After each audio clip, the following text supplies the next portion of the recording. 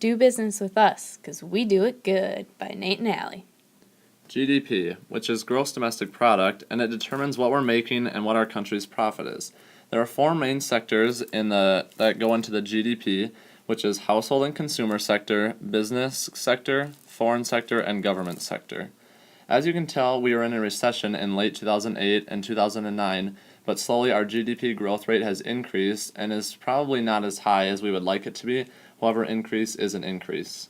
So as you can see by this graph, moving your business from Austria to the United States would be a smart move as we are coming out of tough times and an economic boom is inevitable.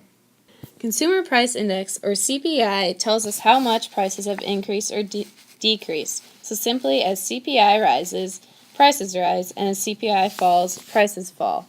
As you can see here, between 2008 and 2009, the curve heavily decreased because the prices of goods and services increased almost 5%, causing people to panic and spend less on food and energy, which causes the biggest change in the line, thus causing the drop.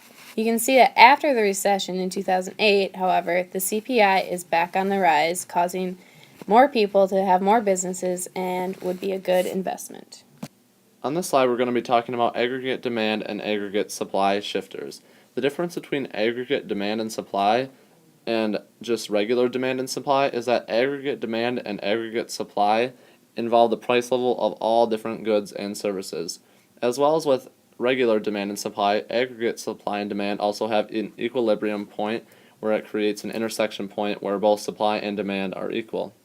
Some things that can affect aggregate supply and demand include an increase in oil prices, possibly due to a trade routes block in the Middle East or someplace over there, which would decrease the supply, which would increase price level and drive down demand because less people would be willing to pay higher prices for gas.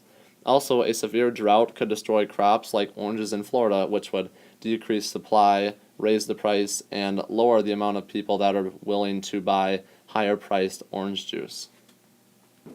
The current unemployment rate for the United States is 8.3% as of January 2012. After the stock market crash in 2008, the unemployment rate shot up to almost 9% and has slowly come down during the quarters of 2011 and beginning of 2012. The highest unemployment rates in the United States are in Nevada, California, and Rhode Island. Nevada and California would be good places for starting a business that produces goods because there are many people looking for jobs. However, if you are selling goods, it would be better to look in a different state because you would want a place with a lower unemployment rate for people to have more money to spend.